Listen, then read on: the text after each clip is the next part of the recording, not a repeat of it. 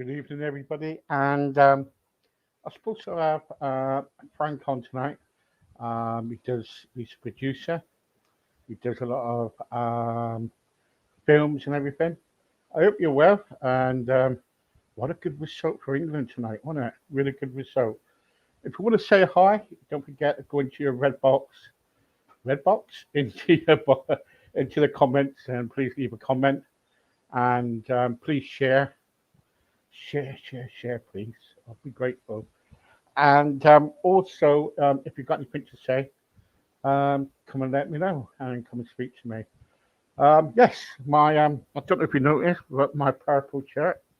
Um, it's a bit kind of.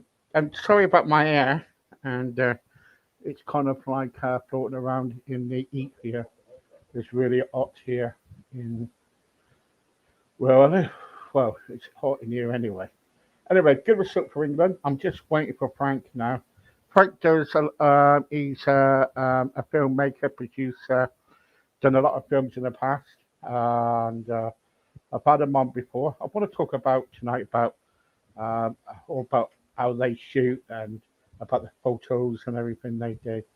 So we're just waiting for him to come now, and there you go. So we'll just. I'm getting Michelle now to contact him.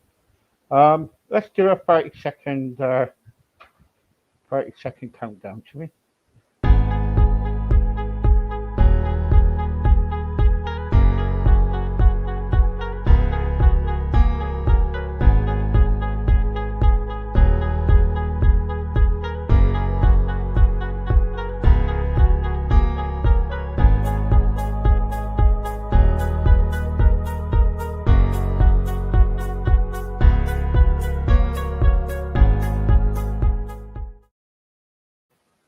Right, okay. So my guest is trying to log in at the moment, and he will be here any second now, hopefully. Guys, if you've got anything to say, please leave a message in the comments.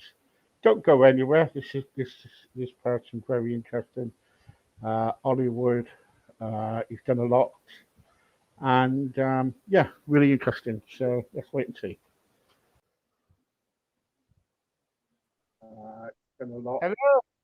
and yeah, really interesting. So let's wait and see. Hello. Hello, hello, and yeah, really interesting. You want to turn that off? Okay, hang on. You okay? Yeah, I'm okay. We were having some trouble getting logged in. My apologies. No problems, not at all. Don't worry about it. Okay. I've got So, Angela oh my. knows. I've got patience like a trooper.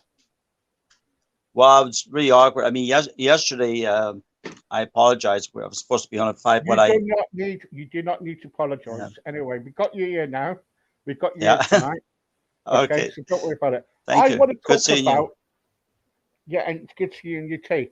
I want to talk about let's get away from your acting because you do a lot of uh you take a lot of photos, everything. What do you take photos of? Well, I like taking photos of anything at all. I mean, animals, plants, you name it. But my favorite though is photographing people. That's my favorite. Since I met Angela, of course, I've done a lot of photos for her promotions, Right, uh, okay. promotion campaigns, like her album covers I've taken. But you know, I mean, you name it, I've done it. Sunsets, weddings, just about everything. But again, I stress what I really love is taking photos of people because it's interesting. You know, their expressions change constantly. With all due respect, you know, you take a photo of a plant, the plant's there, the plant doesn't the plant doesn't move, the plant doesn't smile. You can stand there and take, you know, multiple shots of this plant until you get it right, and then people go, Yeah, "Oh, you're a wonderful photographer." Well, the real challenge, I go, "Thank you very much," but that was fairly easy. But the challenge of photographing people, they're in constant motion. They're obviously you want to capture their emotion. You know, years ago, I did a kind of a test with a friend of mine. He actually suggested it. He said, "Why don't you and I, Frank, take photos of the same model at the same time, exactly the same lighting, the same everything. So we do like 5 minutes, and then I do 5 minutes." What was interesting at the end of it all, how vastly different our photos were, in spite of the fact that we had the same model and the same lighting. It's incredible, and it's sort of like knowing exactly when to pull the trigger, so to speak. You know, when you click Mm, that shutter. Some people like it. Well, everybody's got different tastes, right? mm. Some people like to have a more serious look. I wait until there's kind of um, a certain look on the face, and then I'm very patient. I just wait, and I talk to my subjects. I talk to my models, and um, and then just when I get the right look, then I click. But Yeah, it's fascinating. It's fascinating. it's like live art, really, isn't it? You, it's like live art. You know, someone's kind of like either sitting there or they're moving about. I remember I know somebody who was kind of like I was in the city centre once where I live, and somebody was taking photos of the legs as they were walking. Hmm. You know what I mean? And I was thinking, what are you doing that for? And they said, well, everybody's got their own technique. I thought walking's walking. You know what I mean? Yeah, absolutely, absolutely. And when I first started doing photography, I didn't have a studio or anything, but I I cleaned up my garage, and I was not living in Toronto at the time. I was living in a small town about 3.5 hours north of Toronto. It's called North Bay, Ontario. Anyway, uh, there were no models there. Anybody who wanted to be a model moved to Toronto. They moved to New York or Los Angeles, wherever there was work. So basically, I photographed whoever whoever wanted to be photographed.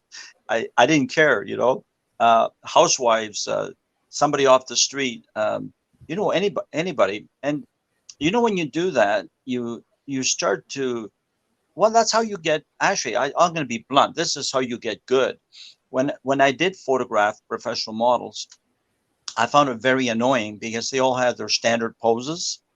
They all, they like, I don't Yeah, know, yeah. they all twisted up, and I'm going. I remember saying to one model, I said, "Why are you doing that?" She goes, "What?" I said, "You look like a contortionist. You're all twisted up." She said, "Well, this is what I was taught." I said, "Well, that looks silly. You just be normal. Just Yeah, here, yeah. just lean against this table, or here, lean against the chair, and glance back at me." And like all these different things. So very natural, very relaxed, and so the photos come off that way. They come off like the subject is very relaxed, and that was the kind of photography I like to do. Again, like you said, everybody's different. Is there a right and wrong? Well, I don't believe in art. I don't believe there's right and wrong.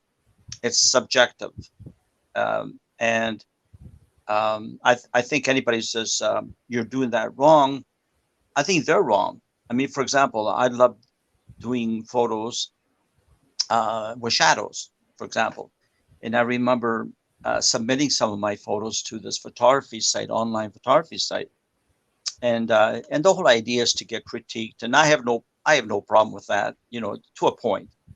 So somebody says, "Okay, photo, but you got shadows." That's and I wrote back online. I said, "Yeah, what's your point?" "Well, I don't think you should have shadows." And I said, "Well, says who?" I said, "I like shadows, therefore my shadows are staying." So we got into this kind of tiff, like about shadows, and I thought, okay, dude, look, you don't like shadows. Take your photos with no shadows. I like shadows, and I will take photos with shadows. To me, it's part of the photograph. Now, if you recall, like Vogue magazine, for example, I used to I used to buy Vogue when all my friends were buying other magazines. If you know what I mean, and they all thought I was kind of weird. And I said, no, I love the photos. I love the photos in Vogue, but all kinds of shadows, all kinds, and sometimes. Like really famous photographers, for example, became famous for doing something totally different because they didn't know any better. And they just went on and did something totally different. Everybody went, wow, avant garde. if you just follow the same routine, then you come up with the same results, right? Anyway, Yeah, yeah. that's my 2 cents. You know. Frank, I've got to ask you this. Hmm. What's your opinion about nude stuff? Nude modeling. Hmm. Taking photos and stuff. Well, I think every photographer at one point has probably done nude photos. I don't have a problem with it as long as they're really tasteful.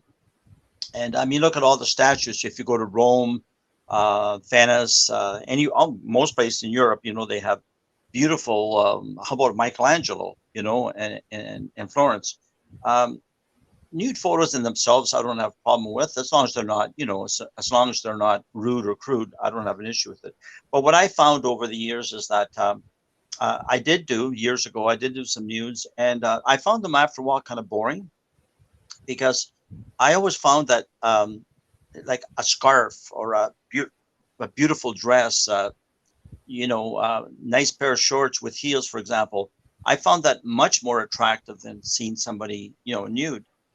And so I've quickly got away from doing nudes. I mean, I didn't do a lot of them, but I did some, and I had friends who were professional models who did a lot of them. So if let's just put it this way: if they're artistic and they're beautiful, I don't have a problem with it. My preference, though, is I like to have I like I like to have them dressed. Years ago I had I clipped it out of a magazine. It was a single caption, kind of a cartoon, and in this caption, it was single caption, and it was obviously a nudist beach, and you had in the background. In the background was a boardwalk, and on the boardwalk was a beautiful blonde lady wearing a nice skirt, high heels, and a blouse. And of course, all the men are looking at her, even though they're in a nudist beach. All the men are looking at her. They have their heads turned, and one naked lady turns to another naked lady and said, "There's something wrong with this picture." you know. And I don't know, it made me laugh, but it basically saying exactly what I'm saying. When somebody who's dressed, mainly, I'd say 90% of the time is far more attractive. Like you don't want to see me with any. Anyway, I won't get into that. I'm just saying Mhm. it's much more it's much more attractive when somebody's wearing a nice suit, a nice dress, nice shoes, this sort of thing.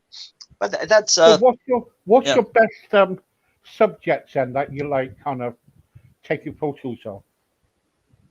Well, I got into uh, a a routine years back with my late wife, and then with Angela.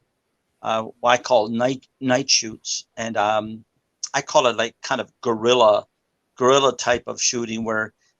For example, I'd say, "Oh, it's midnight or it's 1 o'clock in the morning. I can't sleep. Let's go do some photos." 1 o'clock in the morning, and it's like it sounds insane, okay? But what I found was, you can go anywhere downtown, and like Toronto, it's a fairly big city, and during the day there's a lot of traffic, and at night all the lights are on at night. You get lots of neon lights, and so I, for example, I'll talk about Angela. We just she brings a couple of dresses with her, and she can stand in the middle of the road because there's nobody around, and I can photograph her with the city in the background, and uh, all kinds of lighting, different lighting in the background. There's nobody there to bother us. So it's my night shooting, and technically, it could be argued that technically the photos may not be great because anybody who's seen professional photos being done, you've got multiple lights, you've got assistants, you've got umbrellas. Here it's just Angela and I, and that's it. And I've got my camera with a flash, and end of story. And well, we got some phenomenal results, absolutely phenomenal results. And so I want to put together a series of photo books, and one of them is going to be called Night Moves, and it's going to feature mostly Angela, and because she's been my main subject since we've met, and it's kind of nice. Although I just had a photo shoot last night with a friend of ours who's a hairdresser, and I went down to the Lake Ontario waterfront. I did some some very nice photos of this gentleman, and it's nice. So I'll photograph anybody anytime. The other thing I really enjoyed was I was commissioned to do photography, artistic photography for a dance competition. So I did that for 2 years, and that was amazing. What an amazing thing that was, because I never really paid attention that much to dance. You take it for granted. You know, you go to a live stage show and you got some dancers in the background, and you don't pay much attention. Usually you're there for the main act, but they were mostly kids, you know. I mean, you know, very young, right through to their early 20s, and the uh, the dynamics and the athleticism was just amazing. So I became totally fascinated with it.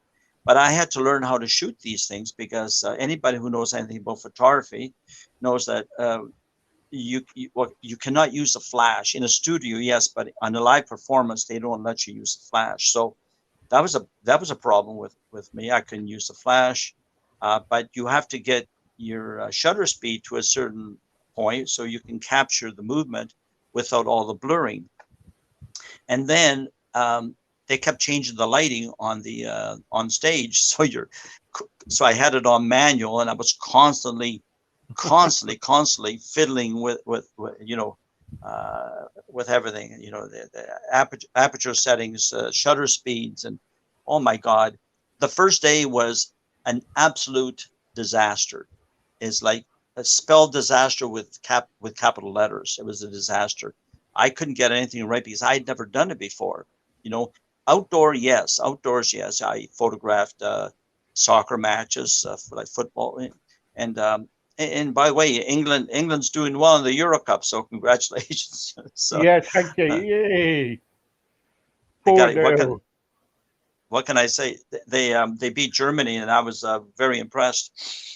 Anyway, so outdoor photography, of course, is, you know, it's I'm not going to say it's easy, but you know, you got plenty of lighting, you got lots of room to maneuver.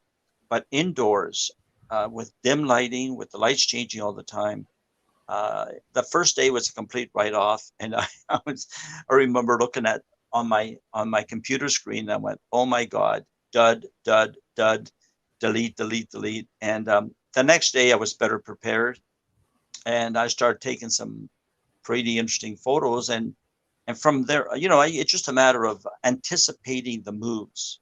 You know, I started to anticipate the movement of the dancers, and I said, okay, I think she's going to jump right here, and she did. So I made sure that I brought my camera up to capture the you know, the jump and the split, and then I started to really enjoy it. But I think I took 50,000 dance photos over Gosh, that. Yeah, 50, at gosh. least 50,000. Yeah, and Because a lot of them turned out really well, thank God. because also really because as I'm talking, I'm kind of like putting down all the history of what you're doing underneath in the green part down here, and I'm telling people that you're like a film director too. And Mhm. sometimes you have to use the camera like a camera in when you're making a film for the still Mhm. pictures. Is that right? Well, I'm sorry, I'm not sure of the question. Like, I don't operate the camera when I'm doing movies. I I have know that. Yeah, yeah, yeah, yeah. yeah, I have a cinematographer, and yeah. you know, the director of photography, and I put all my trust in them. You got to make sure that they know what they're doing, and I work with some very excellent people, and yeah, and that's a whole different thing. You know, that's a whole different What's the challenge. difference? What's the Yeah. difference then between what you do and what you know they do in the film world? Well, I mean, with photography, I'm doing still shots. You know, I'm waiting for that exact moment Right. you know, to snap the shutter. With video, you know, you're letting it roll. You just let it roll, and in film, you do multiple takes of the same scene. Like, for example, Robert De Niro likes doing, from what I understand, likes doing 25 to 30 takes, you know, of each scene. That's a lot. And Why is basically he that? Why is that then? Is it because Well, he wants to get it right?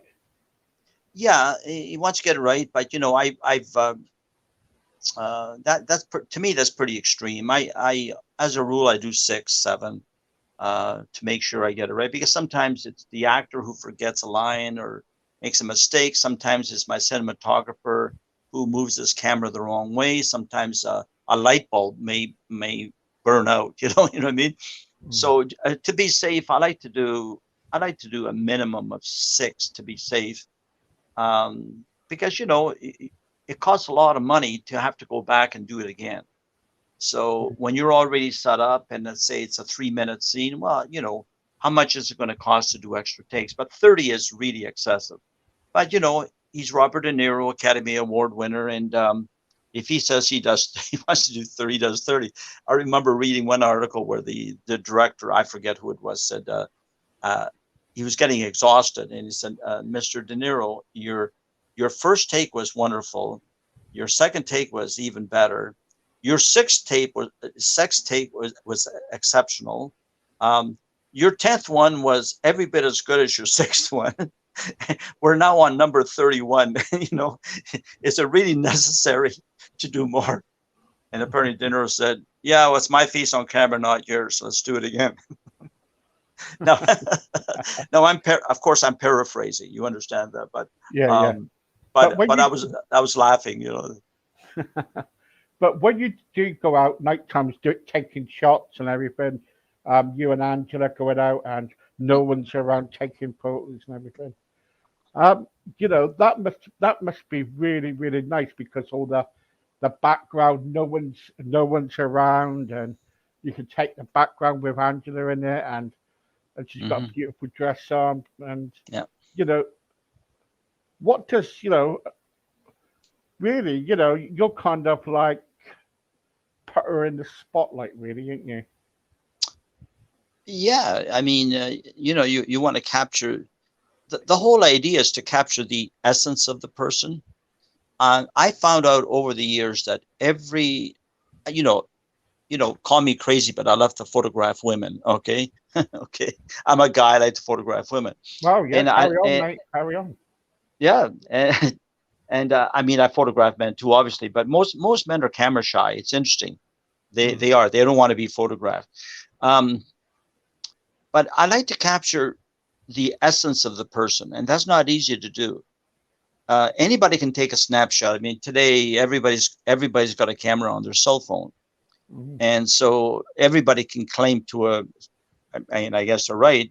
I'm a photographer because I take photos, but I think we both know, and everybody out there knows, who's listening, that there's a huge difference between just taking a photo and being a photographer. A photographer has a sense of a sense of that extra. I don't know how to describe that. To capture the Creativity, essence. yeah. Yeah, I don't know. Call it the X factor. Okay, I like to capture the X factor because I photograph women over the years who are not. If you see them walking down the street, they're not. I don't mean to be rude, but they're not really terribly attractive. Um, but when you get them in the right place, in the right location, with just a touch of makeup. I don't like heavy makeup. I just really don't. I like to capture the real person, just a touch of makeup. But then they're in the right state of mind. That's the key. They're in the right state of mind, and you can capture the essence of that person. That's magic. That's really magic. That's what I strive for. Do I Right. always accomplish? Well, no, but that's what I strive for.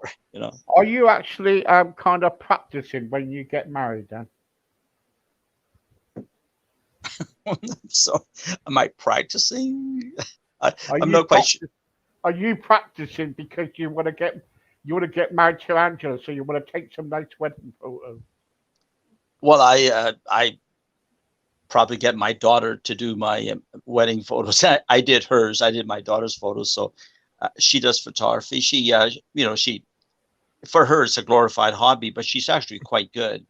But Mm. yeah, it's pretty hard to do your own photos when you're Mm. getting married. But we'll I'm do only we'll trying. do. I'm only winding you up. You know what I'm like. I've been trying to marry you for a long time. Yeah. You've been How long have you been married? Um, 8 years. 8 years. Yeah, yeah.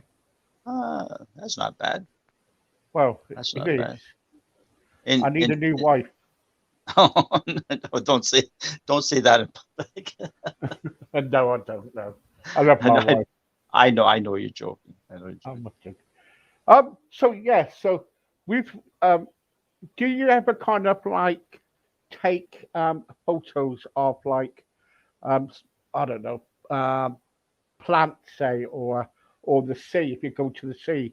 Do you ever Oh take yeah. photos, do you? Oh, absolutely. Yeah, I've got And some landscapes and stuff. beautiful. I've got some beautiful nature shots.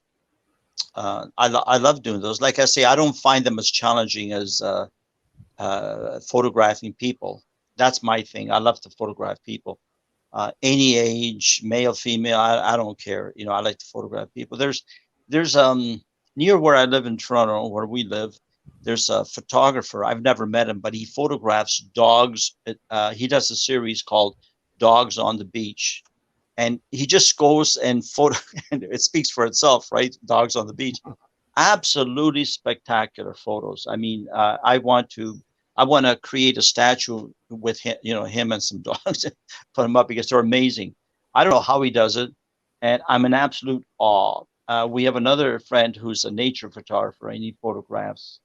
Um, well, he every day he goes out and he photographs birds and trees and any kind of animal.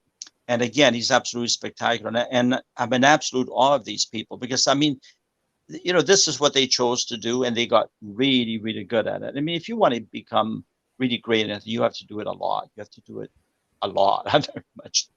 And otherwise, you stay in one place, and I'm not saying you be mediocre, but you just don't move forward, and that's not a good thing. So I like to experiment when I do photography. I like to experiment with lighting, different ideas, different angles. It's fun. It's creative, and photography is something I can do any day. Making a movie is incredibly difficult, and the most difficult part of making a movie is finding the money to make the movie because movies cost. You know, you're talking millions of dollars to make a good movie. I've done it for less, but it's very painful. So you're talking millions of dollars. Uh, and that's the hard part. For me, actually making the movie physically is fairly easy. I've got a lot of experience. Getting the money to make the movie is difficult. Now, photography, I'll just pick up, I've got 3 cameras. I'll just choose the camera I want. You just head out the door. You know how much it costs you? Nothing. Absolutely nothing.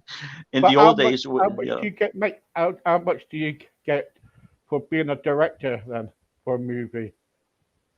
for directing a movie, well, Yeah. well, it depends on the budget. You know, the bigger Right. the budget, the more you make. And sometimes I've directed movies for pretty much next to nothing because it was a labor of love. I made a movie called Final Dance, which was a stage play that I converted into a movie. And I knew that, um, well, you know, it's a stage play. Not how many people want to watch a movie based on a stage play. Now, it turned out really well. We got some pretty respectable reviews, but it doesn't sell well. I mean, you know, when you have all these selections of hundreds and if not thousands of films, you see a movie that has no car chases, no guns, no knives, no sex, nothing that normally people would want to see, and it's pure art. It's a pure art film. So I knew that it wouldn't sell well, if at all. So I basically did it for free. I wrote, directed, and produced it, and I didn't pay myself anything for it. So it goes from there to who knows? Like if you're doing a 20-30 million dollar film, then you get paid accordingly. And it's anywhere from zero to whatever the market will bear. I can't give you an exact number Yeah. because there is no exact number. You know. But see, the trouble is, also there was a couple of films that I was looking at the other day, and that was like Nightcrawlers, Mm-hmm. right? And also it was No Angel. Now that was a bit of nudity in that, wasn't it? Oh, very little. By today's standards, that was a Disney movie. There was very little in there. Uh, yeah.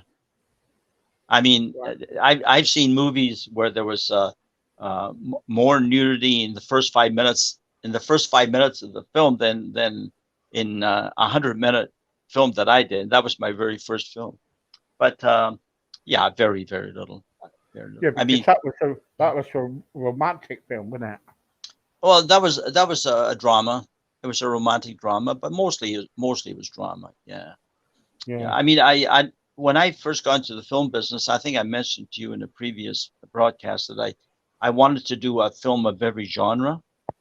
The only and so far, yeah, almost every movie I've made is different than the one before. My art film was Final Dance. My comedy was Club Utopia. That's a very funny film. It's doing quite well on Amazon USA in the USA. I wish it was distributed to the UK and other places, but so far it hasn't been. But uh, and then I did an action adventure film called Risk Factor, and they're all different.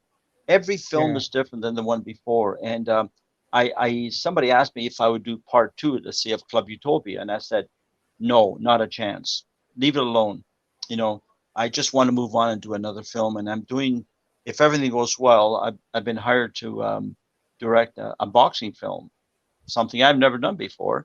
But here we go, and that would be in October, November of this year, and that'd be it's going to be quite interesting. And I've been working with two boxers. One's a professional boxer, and the other one is learning how to box for this movie. And I'm working very closely with them to get them to the right level, acting wise. All I'm not. right. Okay. So there you go, and hopefully next year there's another film that was lined up for me if we get the money, and it's going to be an action adventure with a lot of music, Mm. and it's called Red Pine City. And yeah, so I enjoy with film. I enjoy diversity. I like to do things I've never done before. Yeah. Some Yeah. people some Because people specialize in a certain area, but I don't like to do that. because Give me a challenge. I'm sorry. Go ahead. sorry, yeah, Nightcrawlers really that was a television series, though, wasn't it? Well, that was a pilot for a potential series. That's what that was. So I shot the pilot, and I mean it was well received, but doing a series is incredibly difficult. Um, there are just you need a fairly large team of writers. You need a lot of money behind you. So it was what it was. I said I wanted to do this. I wrote it. I wrote that episode in over 2 nights. It was a Monday night, midnight to 3 a.m., and Tuesday night, midnight to 3 a.m. That's my phone's not ringing. Nobody's bothering me, and I wrote the episode basically in 6 hours, and then I finessed it over the following week. I finessed it, and then I went out and shot it. And I thought, hey, you never know, somebody might like it. And actually, I have a producer right now who actually likes the concept. He likes the Uh-huh. concept very much, and so we may turn it into a series. I say we may because it's a crapshoot. It's like going to Vegas. Some people win money, most don't. Most don't. You know, but it's what life is short. It's always fun trying, right? Yeah, So yeah, hey, let's give yeah, it a shot. Let's yeah, give it a shot. yeah. It's true. Um,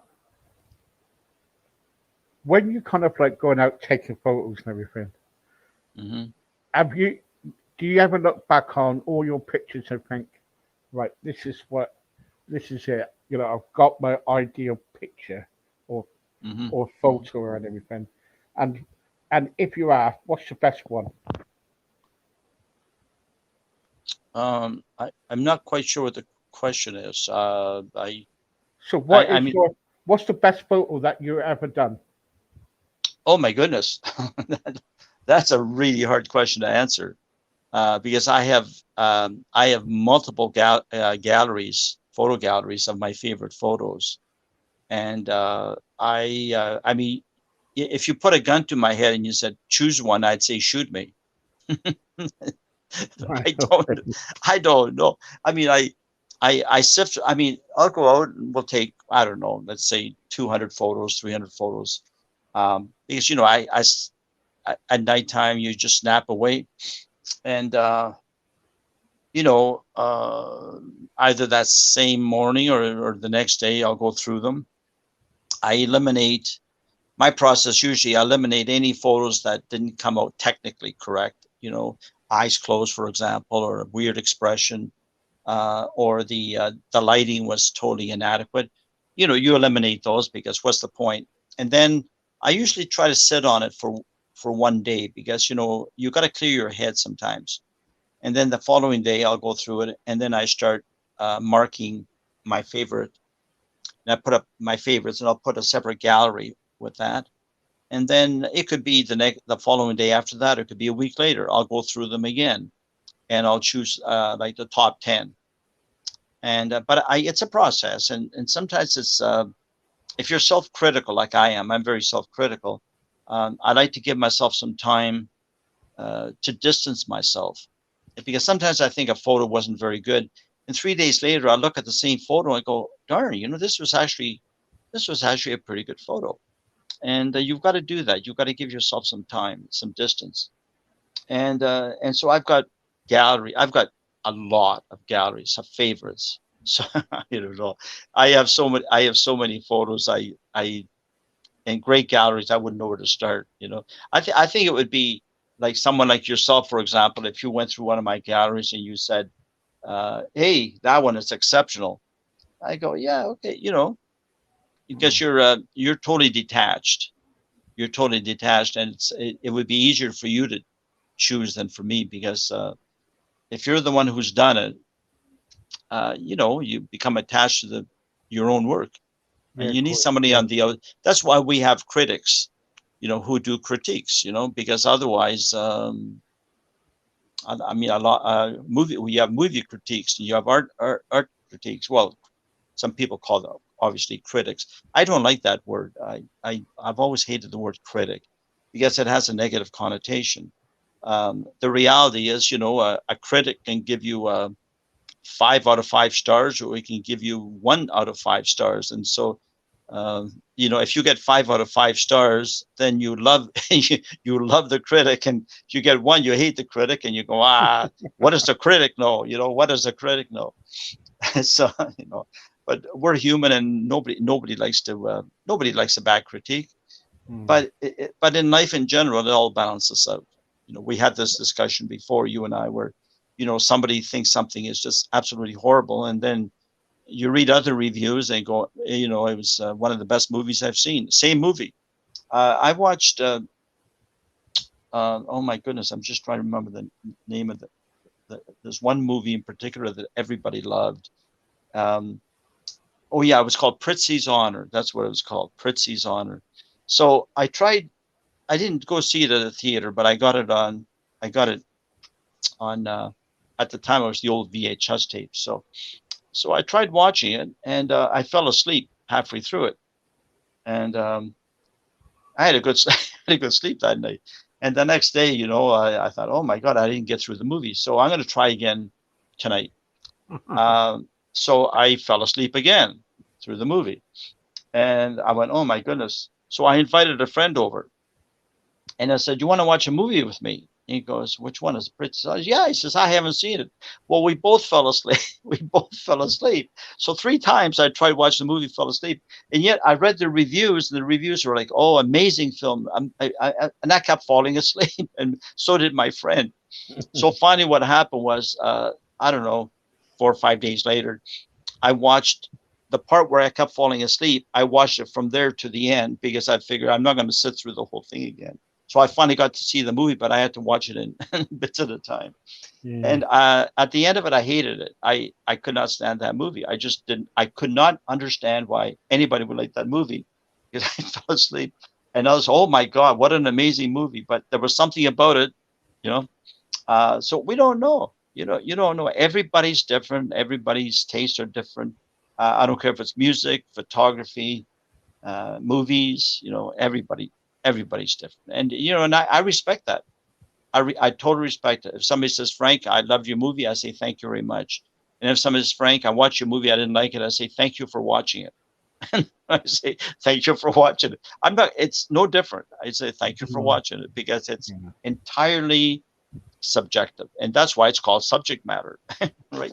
That's it. Yeah. Anyway, Yeah. Frank, thank you very much for joining me tonight. No, thank you. Thanks for having me. Yeah. That's all right, as always. And soon, you never know. We could, we could. I'm not going to keep winding you up, but about you and Angela. Oh, thank you. Well, thanks for having us on your show. We Yeah. both really appreciate it. Oh no, Hey, and I was just going to say, wouldn't it be something if Italy and England faced off in the finals, the Euro Cup? yeah, you never know, Mm, do you? I you thought never know. Italy was out. Italy's out, isn't they? I don't know. They won the other day, but I haven't been following it that closely. So, Yeah, we're in the uh, semi-finals now. oh well, maybe Italy did get knocked off. Who knows? But We won 4-0 wow, tonight. We won 4-0. I was talking to a friend of mine who said that England has the talent to go all the way this year. So good luck, good luck, good luck to England. Yay! Good Yeah. man, good man. Okay. Right, okay. Thank you, Frank. Thank you for Okay. the Thanks. love to Angela. Thank you. Thanks. Take care. Bye Bye bye. bye. There you go, guys. Thank you very much for joining me tonight. I'm off. I'm going to bed. Good night. God bless. Bye.